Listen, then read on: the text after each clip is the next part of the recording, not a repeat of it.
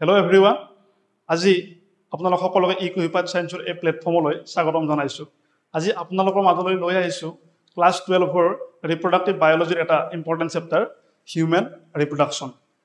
Reproduction কি হয় বা ৰিপ্ৰডাকচন কাক বোলে ইয়াৰ টাইপ আদি ইতিমধ্যে আমাৰ মানে ক্লাছত পঢ়োৱা হৈছে, অৰ্থাৎ ইতিমধ্যে আমাৰ দুটা ভিডিঅ' আমাৰ এই প্লেটফৰ্মত আপলোড কৰা হৈছে। যদি আপোনালোকে চোৱা নাই হে চাই ল'ব পাৰে। তথাপিতো মই থুলমূলভাৱে ৰিপ্ৰডাকচননো কি এবাৰ কৈ দিব খুজিছো যে reproduction is a biological process. Reproduction এটা বায়োলজিকেল প্ৰক্ৰিয়া য'ত কি হয় এটা য'ত এটা অৰ্গেনিজিমে এটা নতুন অৰ্গেনিজিম বা তাৰ অফস্প্ৰিং প্ৰডিউচ কৰে, যিটো চিমিলাৰ টু ইটসেল্ফ হয়, যিটো তাৰ নিজৰ দৰে সদৃশ হয়। গতিকে ইয়াৰ দুটা ধৰণ থাকে আপোনাৰ, এটা হৈছে সেক্সুৱেল ৰিপ্ৰডাকচন আৰু আনটো হৈছে এসেক্সুৱেল ৰিপ্ৰডাকচন। ইয়াৰে এসেক্সুৱেল ৰিপ্ৰডাকচনৰ বিভিন্ন ভাগ আছে, সেয়া ইতিমধ্যে সেই ভিডিঅ'সমূহত এক্সপ্লেইন কৰা হৈছে। গতিকে ইয়াত সময়ৰ প্ৰতি লক্ষ্য ৰাখি সেইসমূহ মই ইয়াত এক্সপ্লেইন নকৰোঁ। আমি সেক্সুৱেল ৰিপ্ৰডাকচনৰে এক অংশ বা মানে ভাগ বা যিয়ে কোৱা তোমালোকে আমি হিউম্যান ৰিপ্ৰডাকচন, যিটো ক্লাছ 12 ৰ এটা চেপ্টাৰ, আমি সেই বিষয়ে আজি ইয়াত ষ্টাডি কৰিম। আমাৰ কণ্টেণ্টখিনি হ'ব এইখিনি, গোটেই কণ্টেণ্টখিনি NCERT বেছ হয়, গোটেইখিনি আমি NCERTৰ পৰা ফ'ল' কৰিছোঁ। তাৰে ভিতৰত আজি এই দুইটা পাৰ্ট, অৰ্থাৎ দ্য মেল ৰিপ্ৰডাক্টিভ ছিষ্টেম আৰু দ্য ফিমেল ৰিপ্ৰডাক্টিভ ছিষ্টেম, এই পাৰ্ট দুটা আমি ইয়াত বুজিবলৈ চেষ্টা কৰিম। এতিয়া তোমালোকে মানে একদম চিম্পুলভাৱে ক'বলৈ, এই যিটো ছিষ্টেম ৱাৰ্ড আছে, এই ছিষ্টেম ৱাৰ্ডটো নৰ্মেলি আমি কিহত ব্যৱহাৰ কৰোঁ? যেতিয়া বিভিন্ন বস্তুৱে লগ হৈ এটা কাম কৰে, তেতিয়া আমি তাক ছিষ্টেম বুলি এটা কওঁ। একদম চিম্পুলভাৱে যদি ইংৰাজীৰ শব্দটো বুজিবলৈ যাওঁ, ইয়াত এই শব্দটোৰ মিনিং কি হয় যে এই মেলৰ বা ফিমেলৰ যিটো গোটেই ৰিপ্ৰডাকচন ছিষ্টেম বা এই ৰিপ্ৰডাকচন প্ৰক্ৰিয়া, এই প্ৰক্ৰিয়াটোত যিসমূহ বডি পাৰ্টে বা যিসমূহ অৰ্গেনে ভাগ লয়, তাক আমি কি কৰোঁ? মানে মেল ৰিপ্ৰডাক্টিভ ছিষ্টেমত এজন মেলৰ যিসমূহ বডি পাৰ্ট বা যিসমূহ অৰ্গেনে ৰিপ্ৰডাকচনত ভাগ লয় মেলৰ, তাত আমি এই পাৰ্টটোত ষ্টাডি কৰোঁ। আৰু ফিমেলৰ ক্ষেত্ৰতো ছেম হয়, এনেকৈ আমি ফিমেলৰ যিসমূহ ৰিপ্ৰডাক্টিভ অৰ্গেনে ৰিপ্ৰডাকচনত পাৰ্ট লয়, সেইসমূহ আমি ফিমেল ৰিপ্ৰডাক্টিভ ছিষ্টেমত ষ্টাডি কৰোঁ। এতিয়া পোনপ্ৰথমে আমি মেল ৰিপ্ৰডাক্টিভ ছিষ্টেমটো চাওঁ আহা। গোটেই মেল ৰিপ্ৰডাক্টিভ ছিষ্টেমটো মই তোমালোকক তিনিটা ডায়েগ্ৰামৰ সহায়ত বুজাবলৈ যত্ন কৰিম। যদি ডায়েগ্ৰামৰ সহায়ত আমি বায়'লজি বুজোঁ বা বায়'লজি পঢ়োঁ, আমাৰ কি হয়? কনচেপ্ট ক্লিয়াৰ হয় আৰু এয়া চিৰযুগমীয়া হয়, মানে আমাৰ মনত ৰৈ যায়। গতিকে এই ডায়েগ্ৰামটো তোমালোকে গোটেই যি মেল ৰিপ্ৰডাক্টিভ ছিষ্টেমটো দেখিবলৈ পাইছা, এয়া NCERTৰ এটা ডায়েগ্ৰাম হয়। এই ডায়েগ্ৰামটো মই NCERTৰ পৰা লৈছোঁ, তোমালোকে NCERT চাব পাৰা। ইয়াত গোটেই ছিষ্টেমটো দেখুওৱা হৈছে, কিন্তু ইয়াত আচলতে ছিষ্টেমটো বা গোটেই বস্তুখিনি বুজিব অকণমান টান হয়, কাৰণ ইয়াত কিছুমান এক্সট্ৰা বস্তু দিয়া আছে। এইটো যেনেকৈ কেনাছটো কি হয়? মেল ৰিপ্ৰডাক্টিভ ছিষ্টেমৰ পাৰ্ট নহয়। গতিকে এই ডায়েগ্ৰামটোক আমি চিম্প্লিফাইডভাৱে আন এটা বেলেগ ডায়েগ্ৰামত বুজিম। কিন্তু ইয়াতে কিছুমান কথা আমি জানি ল'ব খুজিছোঁ। যদিও ইয়াত ডায়েগ্ৰামটোত বিভিন্ন ছবি বা মানে বিভিন্ন নাম লিখা আছে, আমি কিন্তু যদি পৰীক্ষাত আমাৰ আহে যে মেল ৰিপ্ৰডাক্টিভ ছিষ্টেমত কি কি থাকে, নৰ্মেলি আমি কি লিখিম যে ইট ইনক্লুড, মই শ্বৰ্ট ফৰ্মত লিখিছোঁ মেল ৰিপ্ৰডাক্টিভ ছিষ্টেমটো MLR বুলি, include one pair of testis. যে কি হয়? ওৱান পেয়াৰ অফ টেষ্টিছ থাকে মেল ৰিপ্ৰডাক্টিভ ছিষ্টেমত। তাৰে উপৰি কি থাকে? এচেছৰী ডাক্টছ। এচেছৰী ডাক্ট লিখি মই ইয়াত ব্ৰেকেট দিছোঁ। এই ব্ৰেকেটত তোমালোকে কি লিখিব পাৰিবা? ভাজ ডিফাৰেঞ্চ, ভাজ ডিফাৰেঞ্চ, এইবোৰ লিখি ল'ব পাৰিবা। নেক্সট ডায়েগ্ৰামটো মই ভালকৈ দেখাই আছোঁ। আৰু নেক্সট আমি লিখিম কি? এচেছৰী গ্লেণ্ড। এচেছৰী গ্লেণ্ডত আমি ইয়াৰে কিছুমান এক্সাম্পল লিখিব পাৰিম। যেনেকৈ ইয়াত মই দেখাব খুজিছোঁ,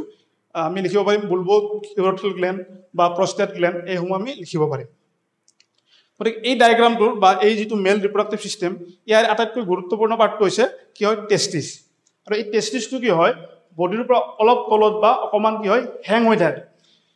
ইয়াক য'ত হেং হৈ থাকে বা সেই ঠাইখিনিক বা সেই যিটো মানে সেই ঠাইখিনিক কোৱা হয় স্ক্ৰটাম বুলি কোৱা হয়। ইয়াত মই মেনশ্যন কৰিছোঁ স্ক্ৰটাম। কিয় টেষ্টিছটো নৰ্মেল বডিতকৈ অলপ হেং হৈ থাকে বা মানে নৰ্মেল বডিৰ লগত এটাচ হৈ নাথাকে? এই কাৰণে নাথাকে কাৰণ টেষ্টিছৰ ভিতৰত স্পাৰ্ম ফৰ্মেশ্যন হ'বৰ কাৰণে তাক নৰ্মেল বডিতকৈ 2 to 2.5 ডিগ্ৰী টেম্পাৰেচাৰ কম লাগে। আৰু যদি তাক 2 to 2.5 ডিগ্ৰী টেম্পাৰেচাৰ কম লাগে নৰ্মেল বডিতকৈ, অবভিয়াছলি তাত মানে বডিৰ লগত লাগি থাকিব নোৱাৰে। সেইবাবে টেষ্টিছটো কি হয়? স্ক্ৰটামত থাকে। এই টেষ্টিছৰ ষ্ট্ৰাকচাৰটো আমি নেক্সট ডায়েগ্ৰামটোত বা গোটেই এটা চিম্পুল ডায়েগ্ৰামত আমি বুজিবলৈ ট্ৰাই কৰোঁ। এই ডায়াগ্ৰামটো অকমান আমি বুজিবলৈ সহজ এই ডায়াগ্ৰামটো তোমালোকে ইতিমধ্যে ক্লাছ 7 মানৰ পৰা ইতিমধ্যে পাই আহিছা কিন্তু ইয়াত অকমান আমি আৰু অলপ ইলাবৰেট কৰি চাব লাগিব এয়া চোৱা এই পাৰ্টটোক আমি এই গোটেই পাৰ্টটোক আমি কি বুলি কওঁ টেষ্টিছ বুলি কওঁ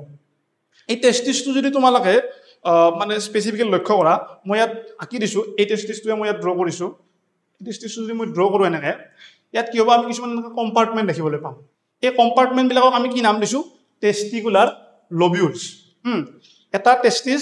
টেষ্টিছটো যদি আমি তাক ষ্টাডি কৰো মাইক্ৰস্কোপত লৈ পেলাই বা বিভিন্ন ধৰণে ষ্টাডি কৰো আমি কি দেখিবলৈ পাম কিছুমান কম্পাৰ্টমেণ্ট প্ৰায় 250 কম্পাৰ্টমেণ্ট আমি দেখিবলৈ পাম এই 250 কম্পাৰ্টমেণ্টক আমি কি বুলি কৈছো টেষ্টিকুলাৰ লবিউল বুলি কৈছো এই টেষ্টিকুলাৰ লবিউল বিলাক যদি আমি ফাৰ্দাৰ আৰু অকমান চাও বা তাক স্পেসিফিক্যালি চাও ইয়াৰ ভিতৰত আমি কিছুমান কয়েল ষ্ট্ৰাকচাৰ এনেকৈ হাইলি কয়েল ষ্ট্ৰাকচাৰ দেখিবলৈ পাম 1 2 3 আমি হাইলি কয়েল ষ্ট্ৰাকচাৰ দেখিবলৈ পাম এই ষ্ট্ৰাকচাৰ বিলাকক আমি কি বুলি কম সেমিনেল টিউবুল বুলি কম যেটো মই পৰৱৰ্তী ইয়াত সেমিনিফাৰাছ টিউবুল বুলি কম যেটো মই পৰৱৰ্তী ছবিখনত তোমালোকক দেখাম এই সেমিনিফাৰাছ টিউবুল বিলাক কি হয় হাইলি কয়েল ষ্ট্ৰাকচাৰ হয় আৰু এটা কম্পাৰ্টমেণ্টত প্ৰায় এটাৰ পৰা তিনিটাৰ ভিতৰত কি হয় সেমিনিফাৰাছ টিউবুল থাকে এই সেমিনিফাৰাছ টিউবুল বিলাক যদি আমি ফাৰ্দাৰ মানে আকৌ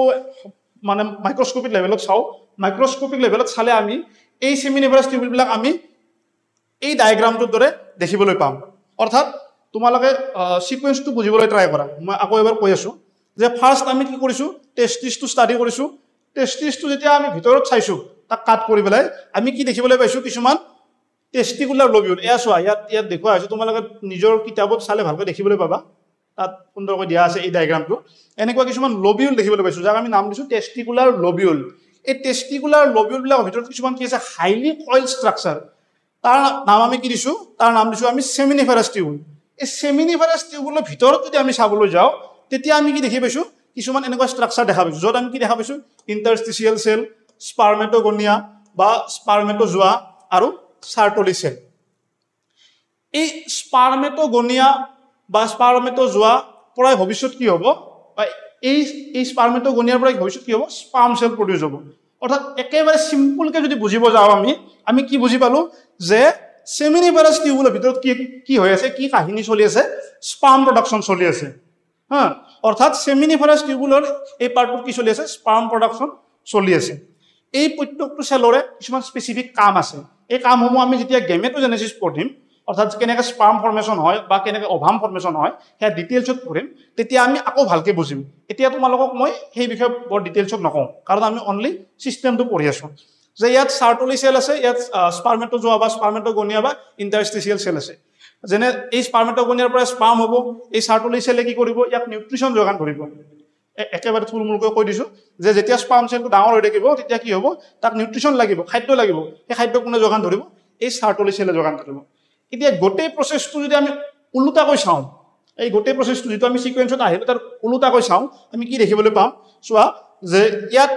স্পাৰ্ম প্ৰডিউস হৈ আছে এই সেমিনিফাৰাছ টিউবুলৰ ভিতৰত স্পাৰ্ম প্ৰডিউস হয় সেমিনিফাৰাছ টিউবুলৰ ভিতৰত স্পাৰ্ম প্ৰডিউস হৈ আছে এই প্ৰডিউস স্পাৰ্মখিনি কি হ'ব চোৱা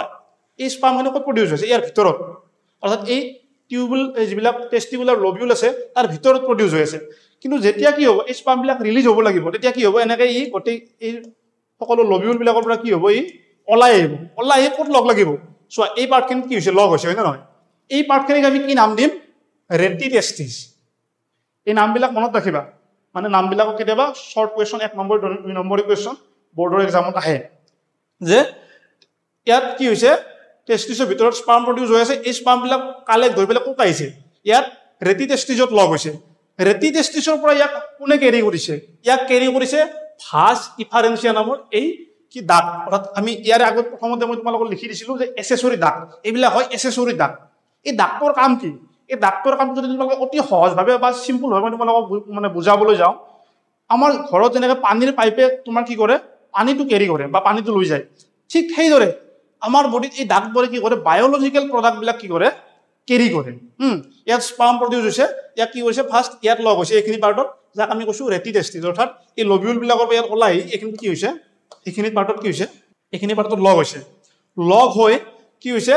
ইয়াত আগুৱাই গৈছে যাক আমি নাম দিছো কি ভাস ইফাৰেন্সিয়া এই ভাস ইফাৰেন্সিয়াৰ পৰা কি হৈছে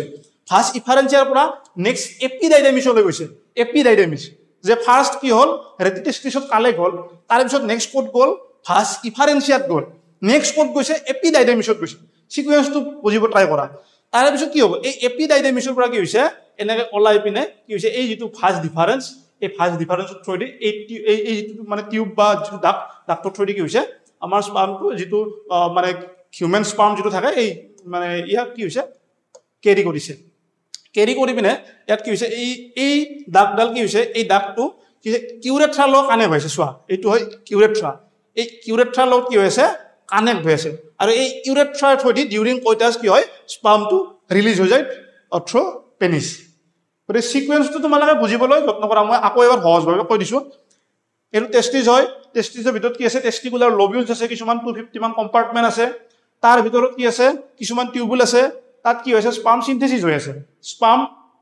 মানে সৃষ্টি হৈ আছে তাৰ পৰা স্পাৰ্মটো কি হৈছে ওলাই আহিছে ওলাই ক'ত লগ হৈছে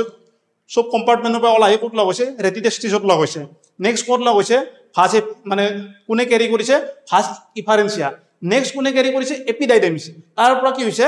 ভাছ ডিফাৰেঞ্চ আৰু এনেকৈ কি হৈছে থ্ৰু পেনিছ বা থ্ৰু কিউৰেথ্ৰা কি হৈছে ইয়াৰ ডিউৰিং কইটাছ কি হৈছে ৰিলিজ হৈছে এইটো হৈছে গোটেই স্পাৰ্ম মানে যিটো ট্ৰেন্সপৰ্টেশ্যন প্ৰচেছ মই তোমালোকক কৈ দিলোঁ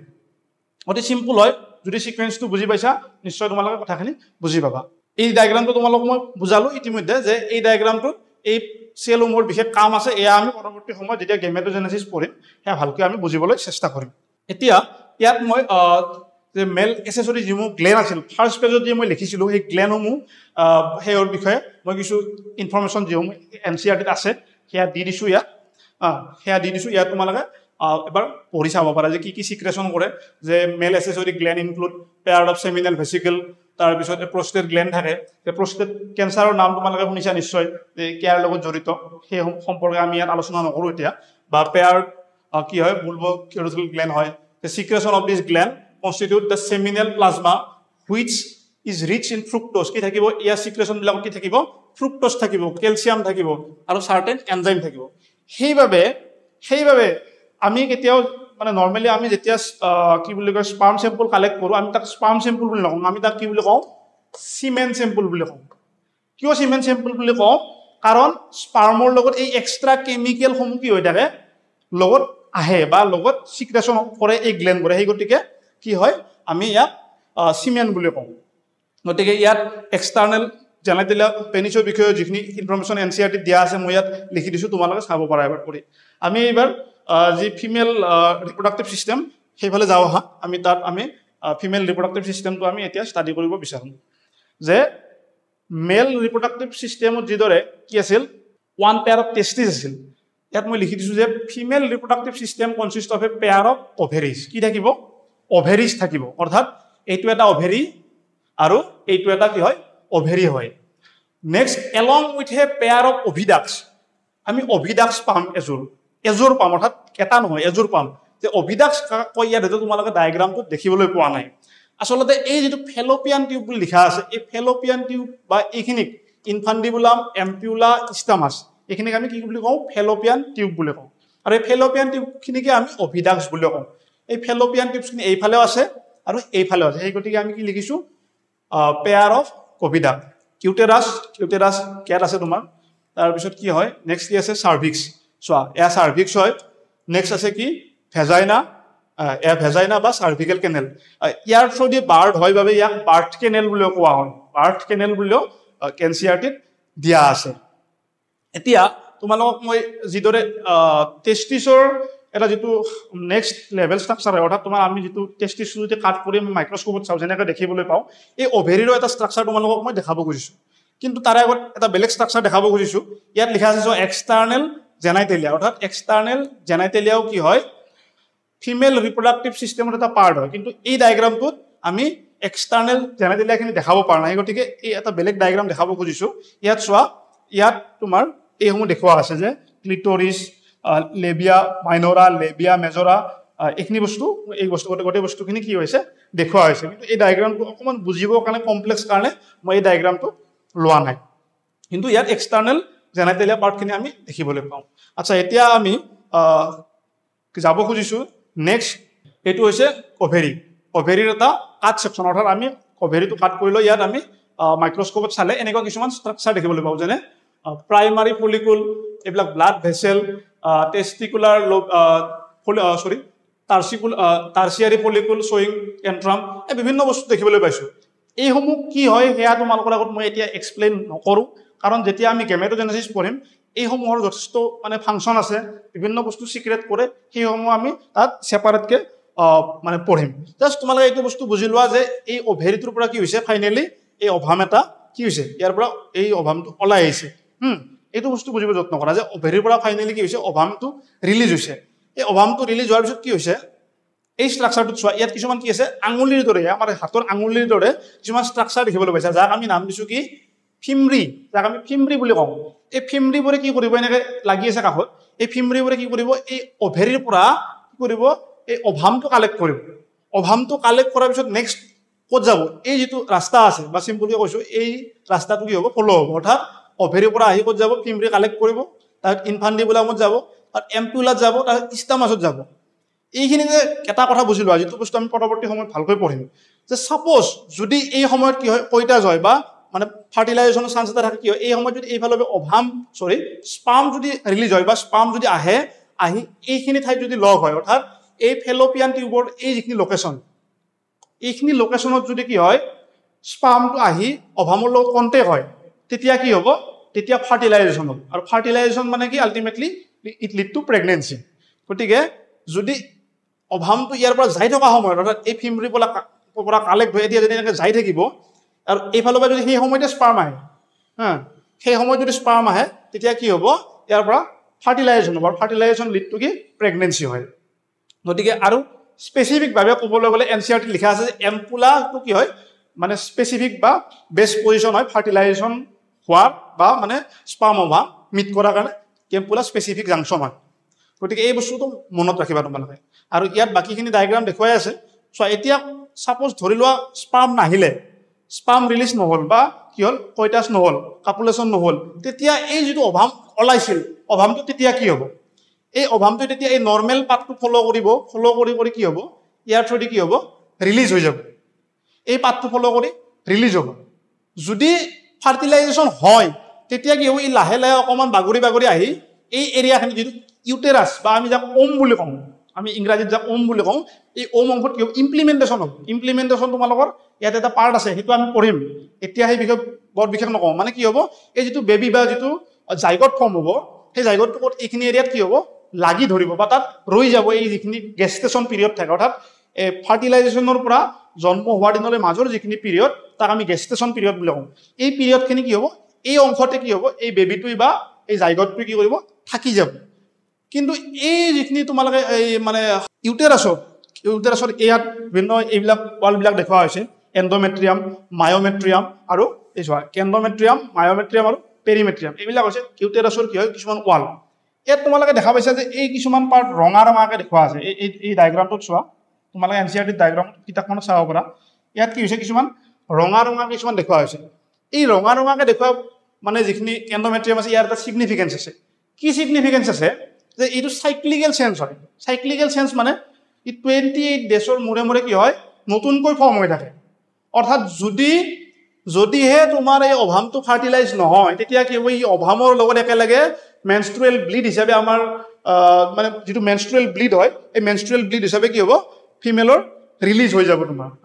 গতিকে মেনষ্ট্ৰুৱেল ব্লিড বেলেগ একো নহয় যে অভাম প্লাছ এই এণ্ডোমেট্ৰিয়ামখিনি যিটো ৰাপচাৰ হৈ যায়